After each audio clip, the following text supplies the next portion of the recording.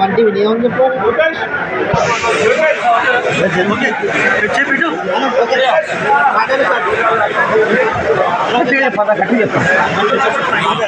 Media వాళ్ళకి అందరికీ నమస్కారం.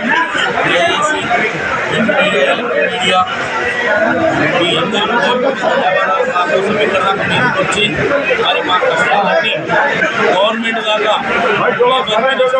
సీఎం గారికి తెలంగాణ వ్యాప్తంగా మొత్తం ఈ కార్మికుల బాధ ఏందనేది మీరు తెలియజేస్తారని మీకు ధన్యవాదాలు చెప్తున్నాం.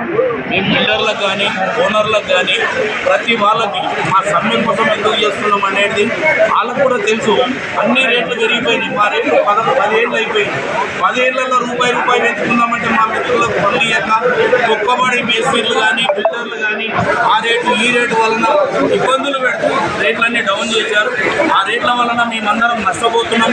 లక్షల రూపాయలు కోట్ల రూపాయలు ఖర్చు పెట్టి ఇన్వెస్ట్మెంట్ పెట్టి పనిచేయాలన్న లేబర్కు చాలా మా ఇబ్బందులు మేము ఇబ్బందులు పడుతున్నాం. కాబట్టి దయచేసి ఈసారి మేము 16 తారీఖు నుంచి తెలంగాణ వ్యాప్తంగా మొత్తం పని బంద్ పెట్టుకొని 10 నుంచి 20 రోజులు బంద్ అని మా మిత్రులందరూ అంటున్నారు.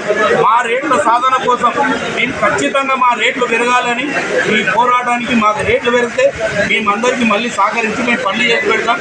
గవర్నమెంట్ కూడా కోరేది ఏంటంటే డబల్ బెడ్రూమ్ మాకు కూడా ఒక 10% మా కార్మికులకు డబల్ బెడ్రూమ్ ఇవ్వాలని అట్లనే మాకు ఈ ఈఎస్ఐ కార్డు ఇవ్వాలని మాకు అమాస 30 ఏళ్ల పైన నుంచి మేము పోరాడుతున్నాం. మాకు అమాస ఒక్కరోజు సెలవు ఇవ్వాలని అది గవర్నమెంట్ ద్వారాగా జియో పాస్ చేసి వీళ్ళకు ఖచ్చితంగా ఈ 30 ఏళ్ళ నుంచి ఒకటే రోజు అందరు కూరగాయల వాళ్ళు కూడా అమాసాన్ని బంద్ చేస్తున్నారు.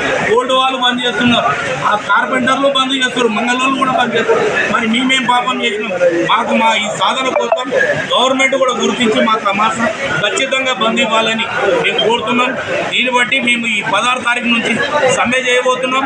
దీనికి మాకు అందరు పోలీస్ వ్యవస్థ కానీ ఎవరైనా మాకు అందరికీ సహకరించి మమ్మల్ని కాపాడతారని మేము మీడియా వాళ్ళ మిత్రుల ముంగడికి మేము వచ్చాం. కాబట్టి ధన్యవాదం. మాకు చైర్మన్ గారు మాట్లాడుతున్నారు. అంటే సమ్మె తెలంగాణ రాష్ట్ర